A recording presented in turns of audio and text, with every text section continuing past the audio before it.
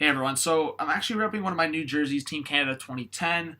This video today is going to be one of many videos I'll be making from now until the trade deadline. This video will be regarding the Calgary Flames and some potential trade targets for them from now until that trade deadline. They're a playoff team right now. They should be a playoff team come April. And we're going to look at some needs that the Calgary Flames have and some players they could target for their team. So let's look at some forwards for the Calgary Flames. We've heard about a few names, and starting with Tyler Toffoli. So Toffoli's one name with the LA Kings. He's had some success. He can play in a top 6, top 9 role. I think if you're looking at the Calgary Flames, Matthew Tkachuk has found himself on that right side in some occasions. They could use a guy like Tyler Toffoli, who's a right shot winger, and he could slide over. Matthew Tkachuk could slide back on the left side. Not saying that he hasn't played well on that right side, regardless, but a guy like Tyler Toffoli, he plays that two-way style. He could fit even on their third line if need be. But I think for the Calgary Flames, if you're looking at a guy like Tyler Toffoli, he's a rental. So that could be a different scenario for the Calgary Flames. And another guy would be Chris Kreider. A similar situation in terms of the cap hit, in terms of what you're going to give up. I think for a guy like Chris Kreider, you're going to have to give up more than a guy like Tyler Toffoli. And I think for Flames fans, that's why you're looking at Toffoli as more of a reasonable option, or as more of a kind of an option that you would like to get. I think for Chris Kreider, he's a left winger, and he's going to cost more. I think if you're looking at Kreider, it could be anywhere from like a first round pick plus a prospect to that, and maybe even 2 other prospects. Or if you're looking at Tyler Toffoli, it could be just as simple as a second round pick. I think the LA Kings are going to want a first round pick for him, but maybe they won't get it. A guy that we know the Calgary Flames have been interested in the past is Jason Zucker. He has term left, and I think this could be a great scenario for the Calgary Flames. He can play on both the left and right wing. He's played well this year with the Minnesota Wild despite injuries, and if he is healthy come the trade deadline, then that could be an option right now. Of course, if you're looking at Toffoli, you're looking at Kreider, those are rental options. Kreider, again, more expensive. Zucker has term, and that would make it more expensive. 2 options I see that are also rentals, but maybe unlikely, because if the Florida Panthers are in a playoff race come February, late February, towards the trade deadline, then they might not trade these guys. But Mike Hoffman and Evgeny Dadonov. Dadonov is a year or 2 older, and I think Hoffman might be more expensive just in terms of what he can bring overall and individually, where Dadonov is a great player, and I think he's a great top 9 player or top 6, but he has obviously been inflated in the past from the guys he's played around. But I do think both those players could benefit from being traded to the Flames if the Flames are in a playoff spot rather than the Florida Panthers, who might not be. Then if you're looking at the New Jersey Devils, Kyle Palmieri could be the best case scenario for the Calgary Flames, but I talked about it actually last trade deadline when the Philadelphia Flyers were trading Wayne Simmons.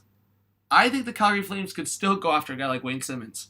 He's on that 1-year contract. He's a pending UFA. And I think if you're looking at Wayne Simmons, he brings that physical aspect that you have with Milan Lucic, but more of the scoring touch. And he could benefit being on a line with maybe Gaudreau, or maybe being even on a line with Backlund. So I think if you're looking at Wayne Simmons, that could be an option. I think a guy like Nemesnikov could be an option with Ottawa. That would be a lot cheaper, and I think maybe more of a realistic option. Again, I think you're looking more at like a 3rd round pick, or in around there, 3rd, 2nd round pick. It won't be a 1st round pick. So again, I think best case scenario here for the Calgary Flames is if you acquire a guy like Tyler Toffoli and you don't have to give up the 1st round pick. But again, the Kings could be getting a lot of offers for a guy like Toffoli, and I think that's why, as I make this video, he's not traded yet. And that's where maybe a guy like Nemesnikov could be plan B. Another plan B could be a guy like Andreas Johnson with the Toronto Maple Leafs. Again, the Leafs are in a playoff race right now. They're in a playoff spot. They're in a division spot. So it doesn't seem like the Leafs would trade away.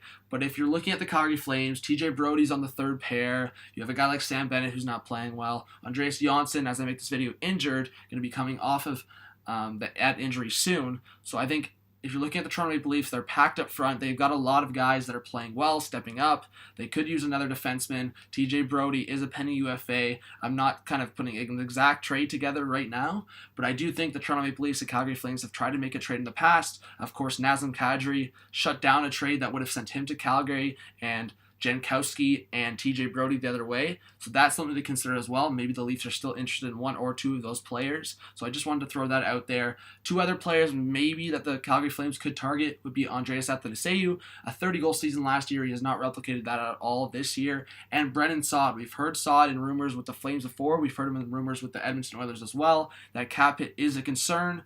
But again, I think it is an option, and if the Blackhawks are not in a playoff contention, then the Flames could be calling.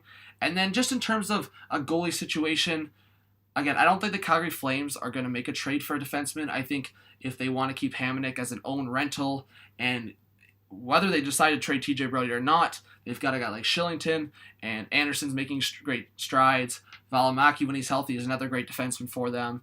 And then obviously Michael Stone's there just as an extra defenseman, or maybe on that bottom pair.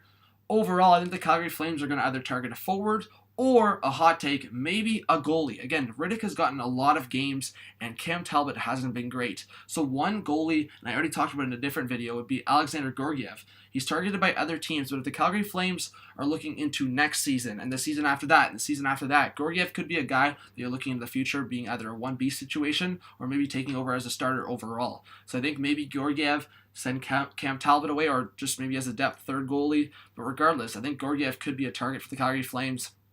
If I'm just throwing out other targets that I think are unrealistic for the Calgary Flames, I'm thinking Josh Anderson. Again, we'll see what the Blue Jackets do, and if Josh Anderson, his kind of value has been low this season.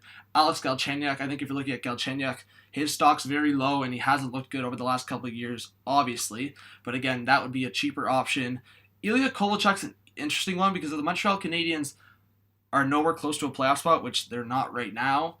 And Kovalchuk is playing well in his first two games. They have 3 points in 2 games. Again, hot take, but it could be a much cheaper option. And then if you're looking at a guy like Corey Crawford, that's another interesting one. Pending UFA, the Blackhawks, if they fall out of favor, maybe he's a good rental to get. But again, I think that's a hot take for the Calgary Flames. I think that's unrealistic. But focus on the first few names I listed there. I think I listed 10 names the Calgary Flames could be interested in that might have on their list going into the trade deadline. So thank you for watching. Let me know your thoughts on my potential trade targets for the Calgary Flames. Please subscribe if you're new. Smash that like button, and I'll hope to see you on the next video. All right, this was John. Have a good one. Peace out.